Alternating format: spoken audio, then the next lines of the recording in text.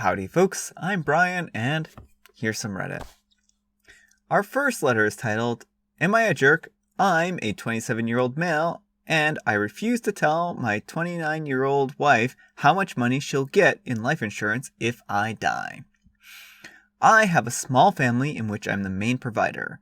My wife also works, but she doesn't make as much as I do, and if something happened to me, my wife and daughters would not be in a good place.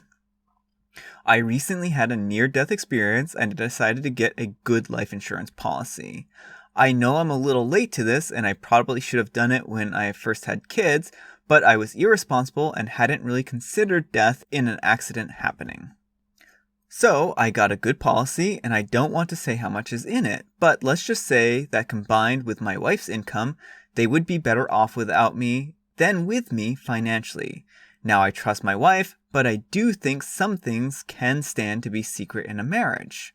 My wife asked me how much I was insured for, and I told her I wouldn't tell her. I kinda just don't want her to know the exact amount. I don't want her to just want the money. I'm not saying I think she would take me out, but I doubt any person that has been offered for their life insurance thought their killer would do it. So I'd rather be safe than sorry.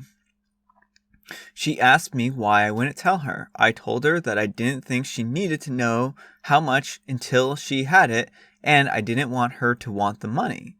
I told her vaguely that she'd be fine, and theoretically if I died, their lives wouldn't change much financially for maybe 4 more years.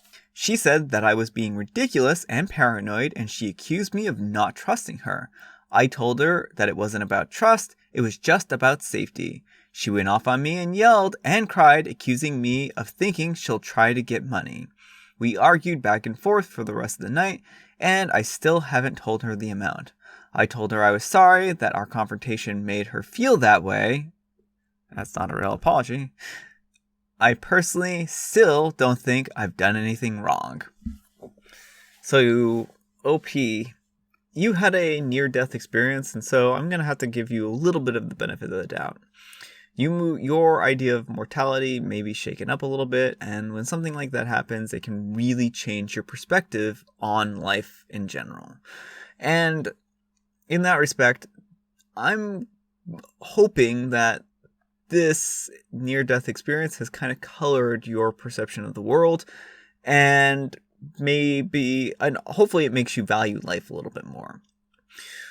So, I think that if you're worried that your wife might take you out because of life insurance money, that maybe you might consider divorce.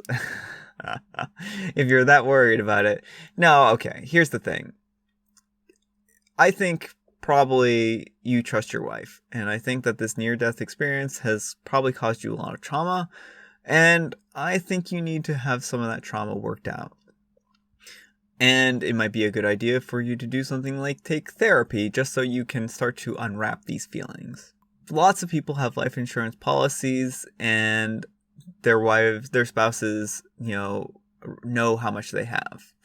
So you will be at no more risk than any other person whose spouse is aware of how much they have for a life insurance policy. Also, your life insurance policy is probably a little low.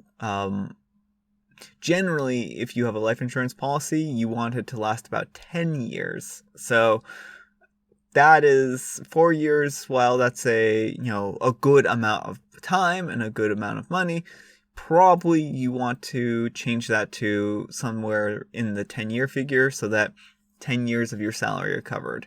It sounds like your wife probably has a good idea about how much is in this policy, just given that you've said that, well, you'll be fine for 4 years. But also, think about this from your wife's perspective.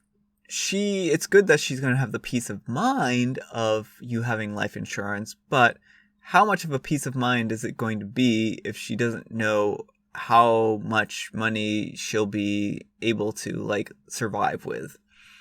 And I'm sure that's, a relief to her to know that there's at least some money, but it's not easy to plan when you don't have a good idea about how much money there is there. Not that she, I'm sure, is working on some kind of plan here. Not to fuel your paranoia here. But no, I just think like it's always a good idea to be like, you have 10 years set aside and, you'll be fine for 10 years. So, yeah, I'm sorry that you've had this near-death experience, and I, would definitely consider, if this is affecting you this traumatically, potentially to go and seek therapy. But yeah, anyhow, take care and good luck. All right, our next letter is titled, Am I a jerk for trying to stop my dad from having a baby with his wife? I'm a 22-year-old female and my dad is a 52-year-old male and his wife is a 42-year-old female. And they got married around 8 years ago. She was initially very charming and sweet, but behind closed doors, she became very manipulative a few years into the marriage. I, still in university, moved in with my dad and his wife when I was 19, and she made it clear that she didn't want me around. I also became increasingly concerned about the way she treated my dad. I witnessed constant gaslighting, and I could see him beginning to doubt himself all the time. They were also trying for a baby, and his wife had 2 miscarriages over this period of time. My dad let me know that he did not really want a baby. However, he wanted to make her happy. At that point, I did not have any problem with them having a child together. However, there was a constant tension in the house, and his wife eventually moved out into a flat nearby. She maintained to my dad that they were still in a relationship, and he remained loyal to her. However, she became unavailable to my dad and was constantly out at bars, being cagey with her phone around him, etc.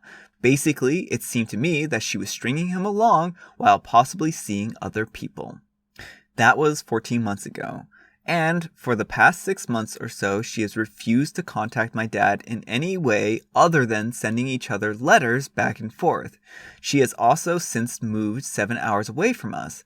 And so, her and my dad have not seen each other for around 6 months. Around 9 months ago, my dad's mother, my grandma, died. And she did not answer any of his calls during this time period, although she knew what was going on.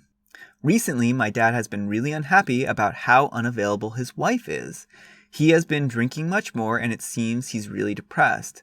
So the other day, when I found one of the letters from my dad's wife to him, I read it. I know this was nosy and invasive, but I did it out of concern for my dad. In the letter, she says that she has, and they have agreed, I didn't know this, have been going to an IVF clinic, and was about to start the screening process. However, the clinic told her that they won't go ahead with the screening because her and my dad are no longer together. She then says to my dad that they could get a solicitor to draft up a parental agreement, but she says this would cost them thousands of pounds, so she suggested that instead they both lie to the IVF clinic and say that they are together. It seems to me as if she's trying to dissuade my dad from a legal document which could protect him. To an outsider, it seems very clear that she doesn't want a relationship with my dad, refusing to contact, moving 7 hours away, constant ultimatums, game playing, but that she wants to have a baby with him because he will pay for the IVF and will have to pay for child support. She does not work, he earns a good amount. I would like to contact my dad's wife. She hasn't spoken to me since my grandma died, if only so she knows that someone is onto her. Am I the jerk for wanting to step in here? Alright, OP. I don't think that you're the jerk for wanting to step in here, but I think you're going about this the wrong way. So I think the person who needs the intervention is not your dad's wife, but your dad. He needs to wake up and smell the roses here. Your stepmother is not his wife anymore. Like, he is doing all this stuff because he wants her back, probably, and he's hoping that she's just eventually going to change her mind. But actions speak louder than words. She is in all likelihood just trying to get child support. And it seems like she's trying to get the IVF. And, I mean, the thing is, like, I guess if your dad understands that at the end of the day that he's not going to have a relationship with her and he goes willingly into this IVF, that's kind of his choice.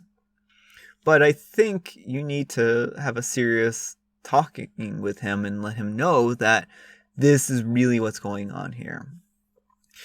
And maybe show him some of the comments on this thread or show him your well thought out ideas here. And maybe that'll help him to realize that you're coming from a place of concern for him and his financial well-being and his health. The thing is that your dad is probably in a very vulnerable state as it is. Like, his mother just died recently. He probably feels a little alone.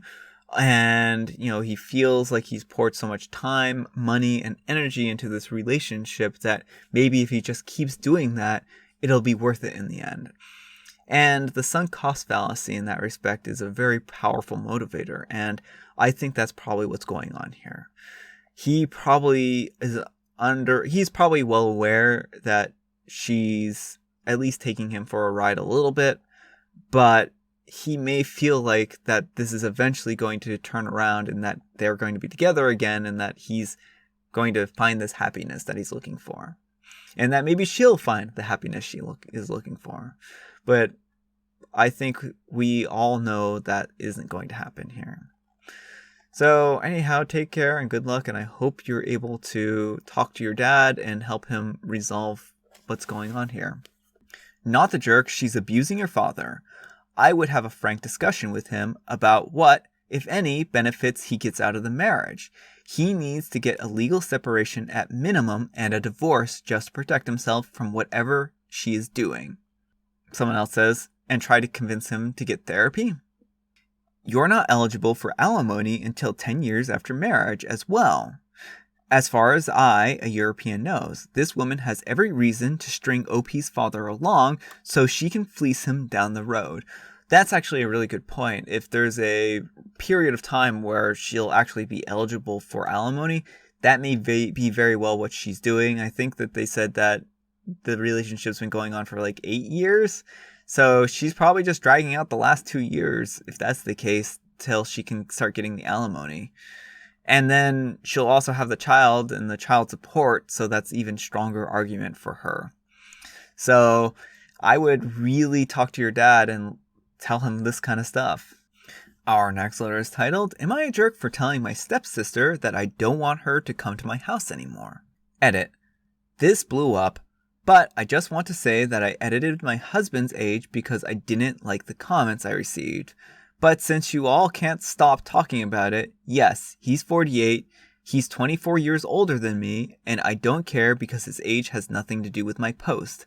I just said his age because many people do it when they mention someone, and as I mentioned him, I thought I should mention his age. That's all. A few months ago, I'm a 24-year-old female, and my husband gave me a beautiful necklace when our son was born. The necklace was made especially for me and is really special to me. The point is that since my son was born, my mother, a 44-year-old female, comes to visit me more often, and my stepsister, a 15-year-old female, comes with her. And I like it when she comes because she's really good with the kids, and my son loves her. But I don't like her curiosity. She's a really curious girl and touches absolutely everything as if she were 3 years old. Sometimes she likes to check my closet and see if there's something she likes that I don't use. I give it to her since we're both very thin and most of my clothes fits her. But she knows that she can only touch my closet and nothing else. I never gave her permission to touch anything else from my room. Some days I take off the necklace my husband gave me because our son is growing up and he likes to pull on it and I don't want him to break it. So sometimes I forget I took it off and leave it in the jewelry box for a few days. Yesterday I wanted to use it, but the necklace wasn't in my jewelry box. And I know that if the necklace disappeared, it was because my mother or stepsister took it. So I called my mom and asked her if any of them hadn't taken my necklace by mistake, and she said no, and it sounded really convincing, to be honest, but I can't say the same for my stepsister because when I asked her if she took it, she started accusing the cleaning lady. But we trust her, and I know she would never do something like that. She has worked for my husband for more than 15 years, and she's like family. She would never steal anything. it's funny that she's like family, but your family is apparently stealing your stuff. I just thought that was kind of an ironic, interesting comment.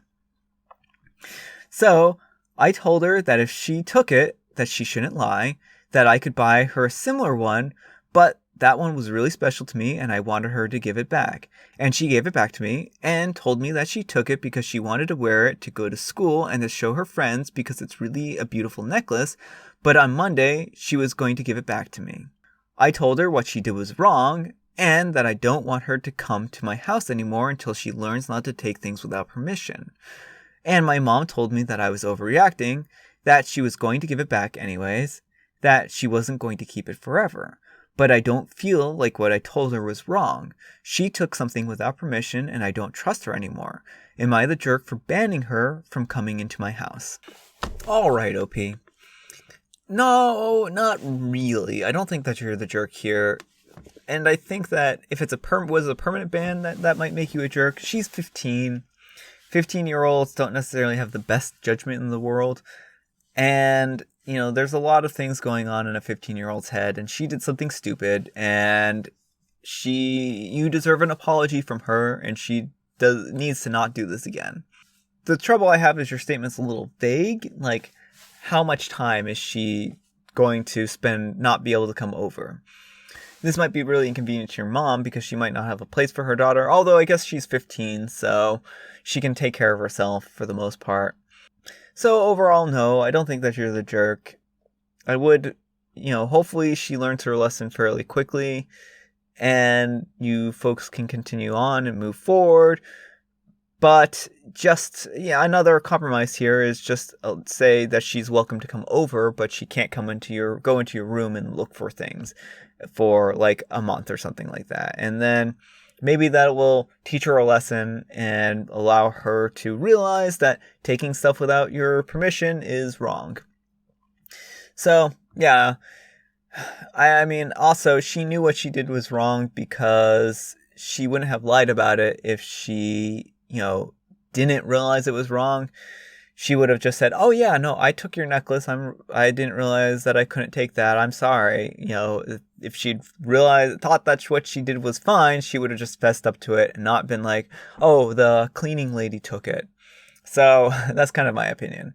So no, you're not in the wrong here. Your sister knew what she was doing was wrong. And she does need to not do this kind of stuff. So there might be some kind of compromise in here, though, for when she comes over so that she's not taking stuff from you. Anyhow, take care and good luck. Not the jerk. I think the most upsetting part of the story is that the sister tried to pin her crime on the innocent cleaning lady. Let's let that marinate for a second. If OP had believed her, the poor woman would have lost her job and possibly had a visit with the police, and who knows where that would have ended up. Implicating innocent people is an inexcusable offense. Disgusting. Yeah, I think actually this person, I Can Banana, you make a really good point here. I think that this is something that that could have gone further than it did, and I'm really glad that it didn't. So, I agree. This is disgusting. I agree, not the jerk, but this is a strange stipulation. You can't prove you've changed if you aren't able to visit and show you've changed. It feels like the implication was, if you are honest about this, we can all move on. Then, when she was honest, you said, no, we can't, lol. I still agree, not the jerk. Something about the messaging seems off. A clear time-limited ban from visits makes more sense. Yeah, I think that's kind of what I was trying to articulate as well. It does seem like when OP was like, oh yeah, just bring me the necklace back and I'll get you another one. I'll get you a similar one. If you didn't carry through with that, then I mean, also that kind of makes you a little bit in the wrong. I mean, your sister's still the jerk in this situation. So the attempt to blame someone else is proof she never intended to give it back. And she knew she wasn't just borrowing it. All of that would make it extremely hard to simply return the necklace, no? She came clean because she knew OP knew. Everything else was just an attempt to diminish the wrongdoing. Yeah, Alright folks, that's all the time we have for today. I hope you enjoyed today's video. If you did, consider giving me a like. If you didn't, consider giving me a dislike. Thanks so much for watching, and I'll see you all tomorrow.